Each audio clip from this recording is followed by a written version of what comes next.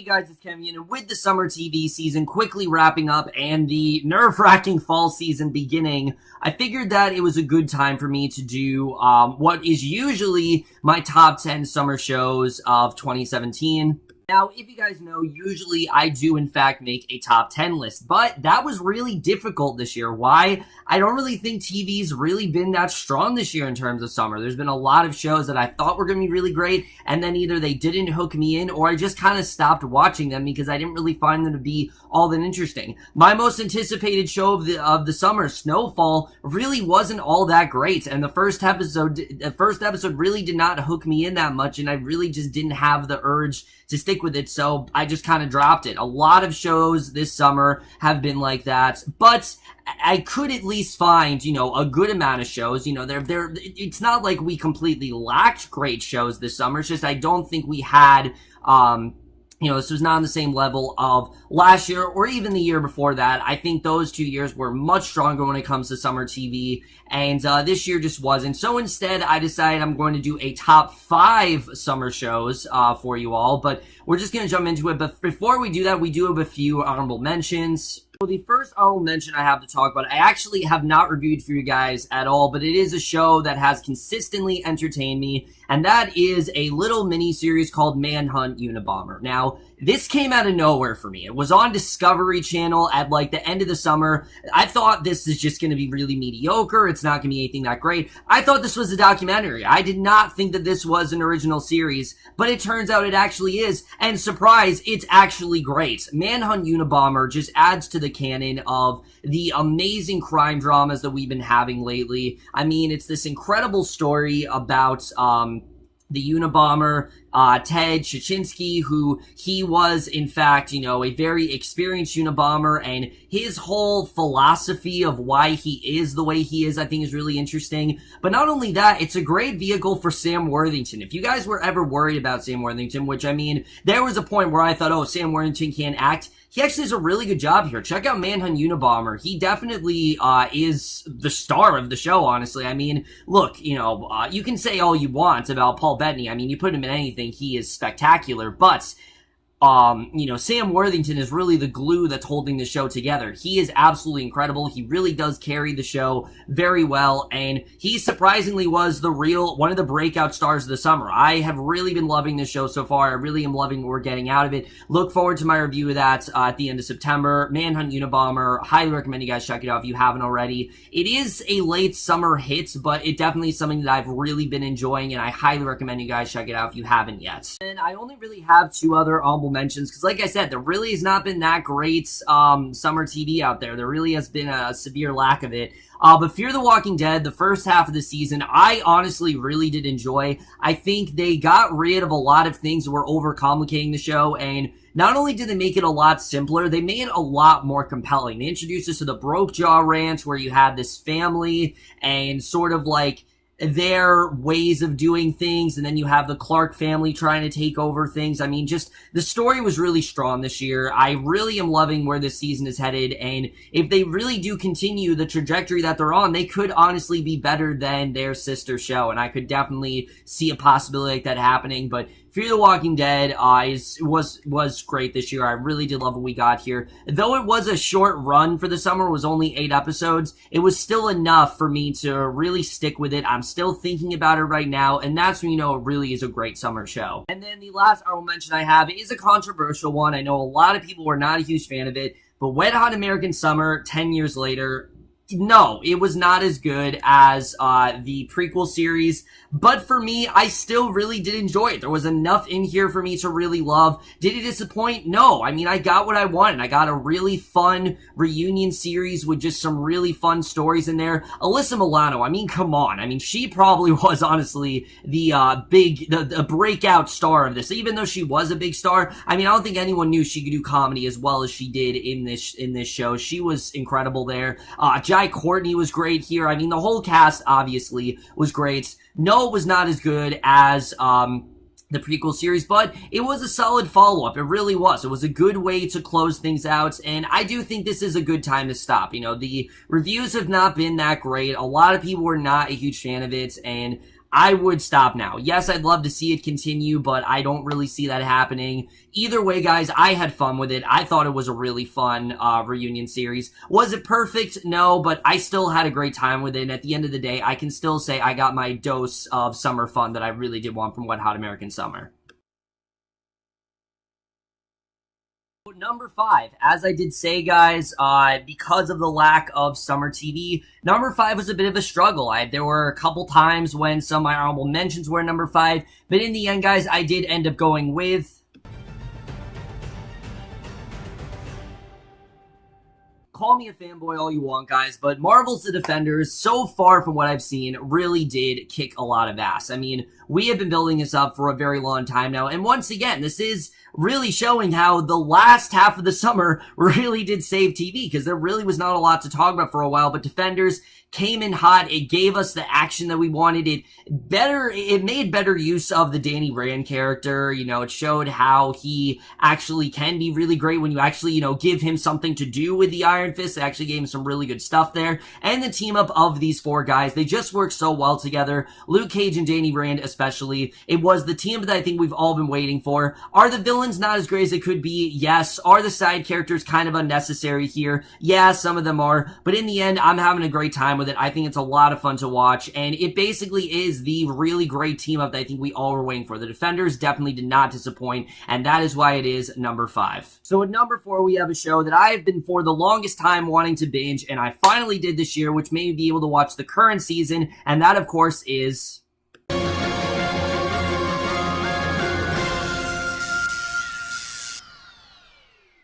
Now, just like the Defenders, a lot of you can say, oh, this doesn't really count as a summer because it was the late summer. For me, Rick and Morty was a lot of the summer because I was binging seasons 1 and 2, if you guys remember, all throughout July, and I was prepping myself for season 3. So Rick and Morty did last a lot longer for me than it did for most people, and thank God it did. I mean, this is just such a great inventive show that always finds ways to reinvent itself and never really has a certain type of, you know, every show sort of has its own kind of flow. Rick and Morty really doesn't have that. Every episode, it kind of is, like I said, reinventing itself and becoming something different. And this show doesn't really have that status quo that I think so many shows tend to stick to. And that's one of the reasons I really do love the show. But this season in particular probably has been the show's strongest outing. It's really focused on the idea of separation. It's dived a little bit deeper into Rick's past, and the wait for 2 years really did. It really is worth the wait here. I mean, the fact that we had to wait so long, you really could tell that they were cooking up something great, and they definitely did deliver.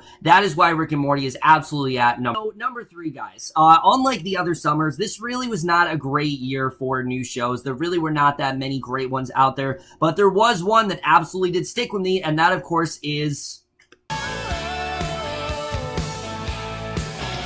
Oh, Netflix, Netflix, Netflix. I say this all the time. Why can't you make shows like this? I mean, Netflix throughout the entire summer gave us tons and tons of mediocrity, most of which I avoided simply because I didn't think they were going to last. I didn't watch Gypsy. I didn't watch Friends from College, even though I probably should have because it actually did get renewed, surprisingly. But half of the mediocrity I really did not watch. Sense8, then I kind of tuned out of that because I wasn't as into it as I was. Glow is the show that Netflix needs to really focus on head on. I mean, this is exactly what we want out of a Netflix show.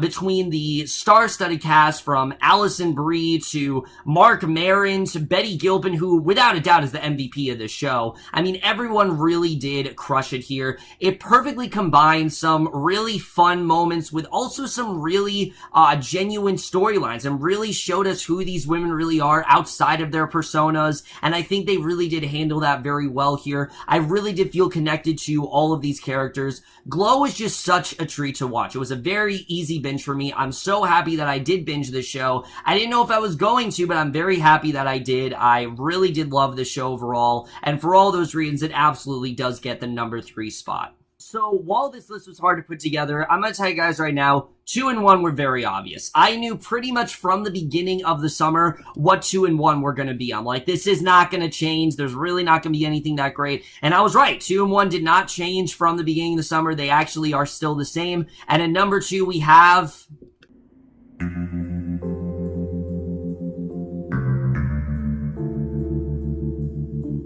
we live in a time where pretty much everything is getting rebooted and everything is getting remade, and most of them end up being either really mediocre or really disappointing us. Twin Peaks: The Return is the complete opposite of that. Not only did the show completely turn itself on its head completely, but it really dived us deeper into this world, and it really did show what the show is capable of. You know, David Lynch, while he did get to do a lot of stuff in the original show, he had a lot of network restraints. But when you're on a cable network, you can just do whatever you want, and that's exactly what David Lynch did do here. He really did put us perfectly into his very weird and twisted mind, and I, for one, absolutely loved it. Was it weird? Yes. Did it kind of go off the rails at points? Maybe here and there it did, but I always was compelled to the story. I never did lose focus here, and he really did show that, yes, this did have to be 18 episodes. I think he honestly did benefit from it, because a lot of people have said, what would this be if it was 12 episodes? I still think it would be great, but I think we would have lost some great characters like Chantal and Hutch, or Diane, or even Janie E. I don't think we would have gotten these great, side characters that we really did here. And making Kyle MacLachlan the only real star, I thought was a very smart choice. Even the main cast, not all of them were in every episode.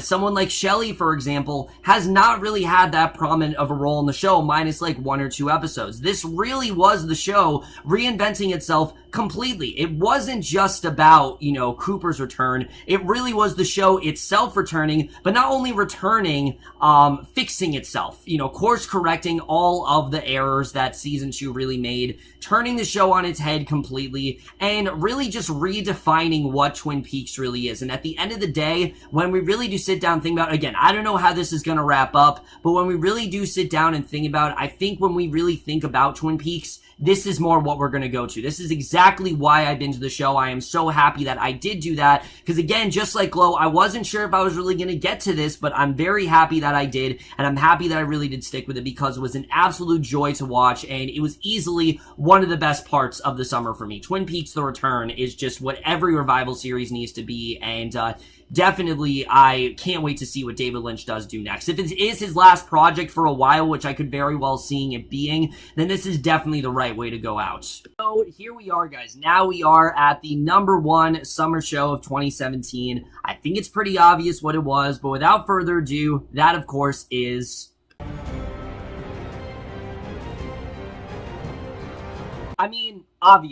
Obviously, this was going to be my #1. Even before the season came out, I'm like, this is probably going to be #1. There's just really nothing like Game of Thrones that was on summer TV.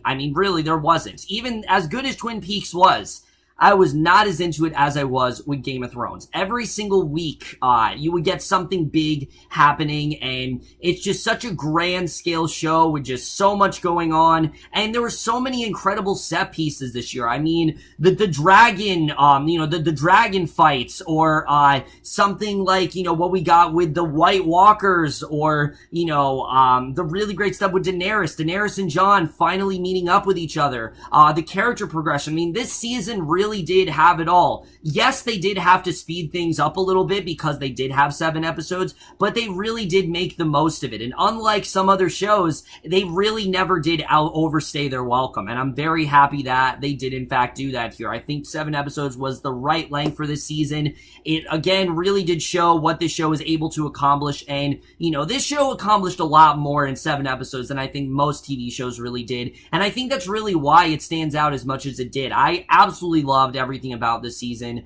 Game of Thrones, they really did amp up the action. They had great characters. They had some really shocking plot twists. I had no idea where the show was going at points. Sure, there were some things that were predictable, but even in the finale, there were things I definitely was not expecting. Did anyone expect Jaime to betray his sister? I don't think anyone really expected that to happen. The White Walkers tearing down the wall, that's definitely something we didn't see coming. And of course, Viserion being a White Walker, I don't think any of us would ever have thought of something like that happening. But again, this is another season of the show. It's no longer having to follow the books, and it just shows, just like Twin Peaks, what you can do when you really have no restraints. You're able to do whatever you want. That's exactly what the creators are doing. They're very well propelling the show into the right direction that they're going in. I think it perfectly set up the final season. It was epic. It was incredible. It was heartbreaking at points. It just really hit me on all the right levels, and for all those reasons and more, that is absolutely why Game of Thrones is the #1 best summer show of 2017.